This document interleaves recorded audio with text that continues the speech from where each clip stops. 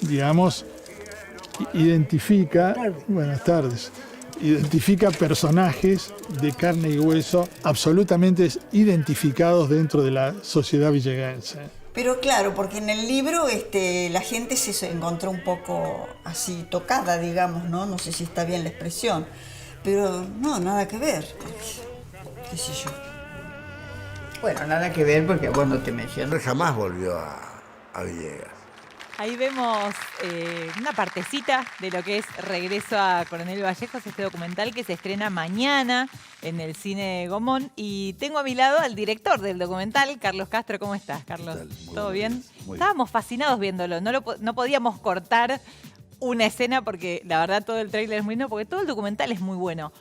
Contame cómo se te ocurre esto de hacer un documental en el que indagás un poco qué es lo que ocurría con Manuel Puig en Villegas, con su trabajo, con su escritura, con sus vecinos. ¿En qué momento comienza esta investigación? Comenzó en el año 2010, yo soy de Villegas, hacía muchos años que tenía ganas de hacer algo sobre Puig, pero no una biografía, una biografía era como muy grande, había que hacer viajes desde Nueva York y Roma, Río de Janeiro, Cuernavaca, pero había siempre escuchado en las sobremesas, en tertulias familiares, aquellos líos que había traído el escritor por sacar a la luz algunas historias del pueblo. Así que a partir de ahí, bueno, encontré el dispositivo narrativo que era Patricia, alguien que tiene un accidente trágico en el pueblo, que nunca había leído a Puig, pero después de un accidente lo lee. Y nos pareció, junto con el guionista Gustavo Alonso, nos pareció que era, de alguna forma, el mejor dispositivo para narrar esta historia sin caer en la biografía clásica y como epicentro siempre el pueblo, no irse del pueblo, es decir, todo ahí y situado en sus dos primeras novelas, La traición de Rita Hayworth y Boquitas Pintadas. Eso te iba a decir, le explicamos a quienes no han leído a Manuel Puig que Coronel Vallejos es el nombre que él utilizaba para de alguna manera hablar de General Villegas en sus novelas Boquita Pintada y en La traición de Rita Hayworth, donde también menciona personas que se habrán visto identificadas justamente por estos relatos. Veíamos a estas tres mujeres ahí diciendo, bueno, porque no te tocó a vos que hable de vos. Vos me decías que en las sobremesas se escuchaba. Sí, siempre. ¿Cómo lo viviste vos eso? ¿Qué es lo que se escuchaba? ¿Qué es lo que se comentaba de lo que había escrito Manuel Puig? No, bueno, había una parte de algunas familias ilustres de cierta clase media acomodada que habían vivido con mucha discordia que hablarán de ellos. Hay dos libros. Uno en principio es un libro que es muy autobiográfico, Manuel Puig habla de él fundamentalmente, hace denuncias gravísimas. Es quizás el libro en términos de prosa más duro de Puig, es La traición de Rita Hayworth. No pasó desapercibido, aunque había muchas denuncias. Sí. Viene luego Boquitas Pintadas, que es la historia de un Don Juan, muy querido en algunos sectores, la historia de una maestra. En la época de la maestra ganaba muy bien y era una profesión con cierto estatus. Un médico, que en esa época también sigue, pero en esa época era mucho más, un médico de pueblo. Y ahí el pueblo se enojó. Y mucho más cuando se hizo la película del gran Torre Nilsson. Sí. Que ya haber hecho una película en el lugar hubiese sido maravilloso. No solo no se pudo, sino que el día del estreno, que fue en el año 74, allá las películas llegaban con un poco más tarde, meses más tarde, amenazaron de bomba al cine. Esa historia me parece maravillosa. Sí. Yo no la conocía y la vi en el documental, que Sí. cuentan eso, que incluso gente de Villegas que quería ver la película se iba a otros pueblos de la zona o a la ciudad más cercana para poder verla por el miedo de amenazas de bomba. Es maravilloso eso. Es tremendo, digo, maravilloso en un sentido. Sí. No había ninguna bomba, supongo, pero es ante insólito. la amenaza. Bueno, pero en una época en la que igual una amenaza de bomba era. Sí, en los años 70. Sí. Es impresionante esa historia, yo no la conocía. Bueno, habla un poco, digamos, de cómo había una presión muy grande por cómo Puig, de alguna manera, yo creo que no lo juzgó, pero sí puso sobre la mesa ciertos aspectos de ciertas familias y a partir de ahí se sintieron un poco expuestos, ¿no? Ahora, ¿cómo era el contexto, digamos, de amistades y familia? Vos en el documental entrevistas a un hombre que era amigo de él de la infancia, no ahora recuerdo su nombre de pila, Chavarri de apellido. Sí.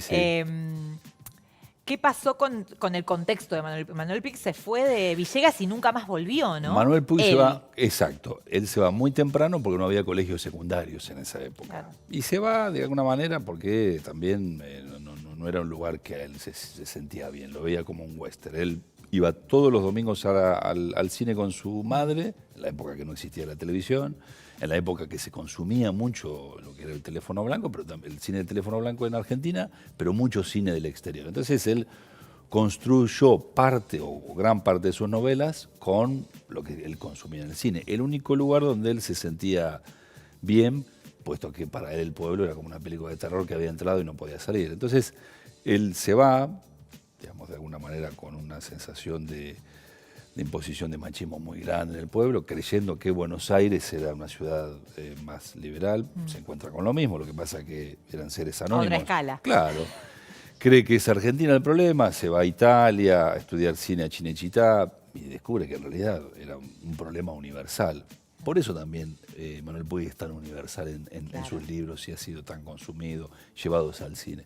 Pero él sí, desde muy temprano no regresa a partir de ciertas publicaciones que hicieron revistas del Corazón, revistas de comentarios de chusmeríos, se hizo como una rivalidad. Yo creo que él quería su pueblo, como cualquiera quiere su pueblo, pero de alguna manera expuso ciertas cosas que no se lo perdonaron. En un momento, generacionalmente, esa época, esas personas ya fallecieron. Nosotros ya en el secundario consumimos Boquitas Pintadas como una ficción. En esa época se miraba, che, ¿quién es tal? ¿Quién es tal de fulano? Claro. Mengana?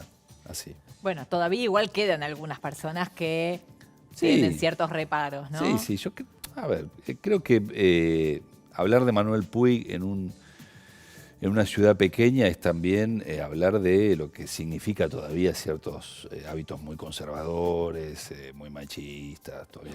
Sobre todo ciudades que están muy organizadas a partir del trabajo rural, ¿no? Claro. Eso tiene otras lógicas que lo que es una sociedad, que tiene la industria, que hay otro tipo de relaciones sociales, sobre todo entre hombre y la mujer, ¿no? Claro.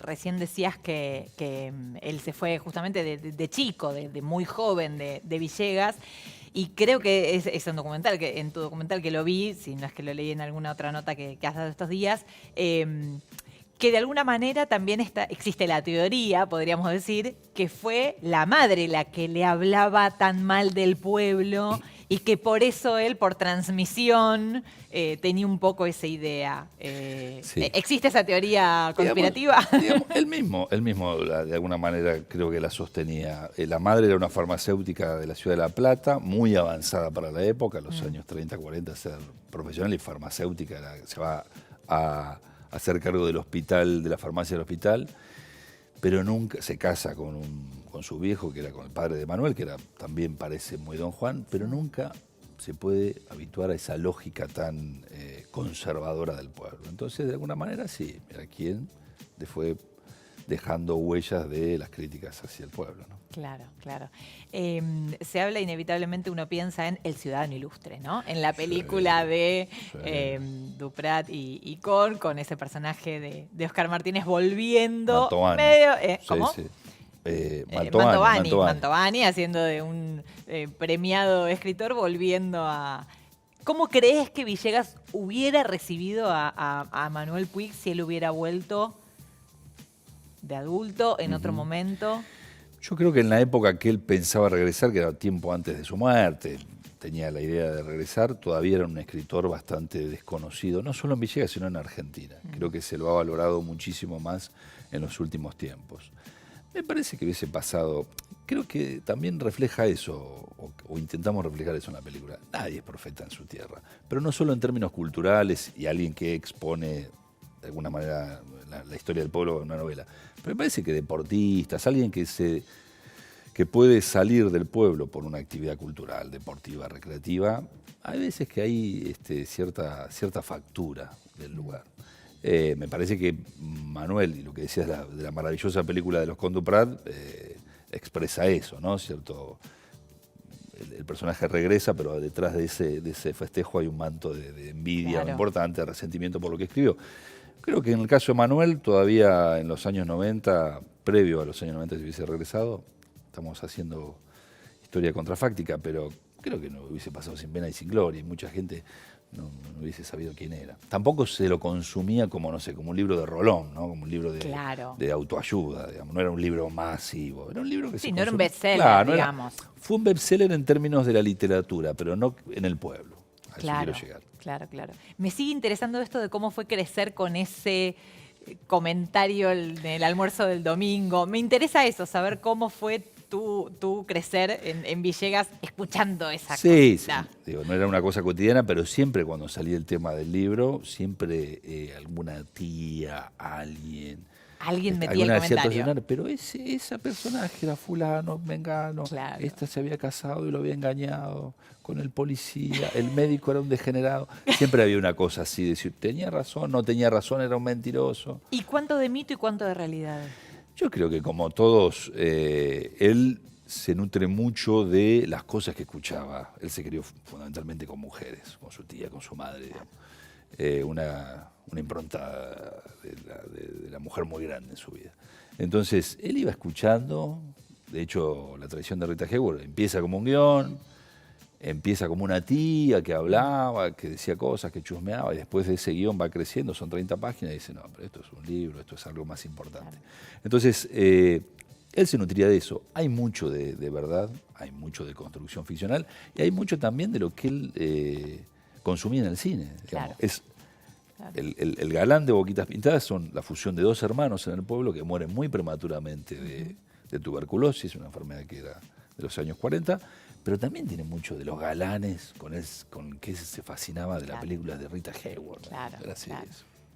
Es muy recomendable el documental que hizo Carlos, Regreso a Coronel Vallejos, así se llama. Se estrena mañana en el Cine Gomón, si lo querés ver en pantalla grande.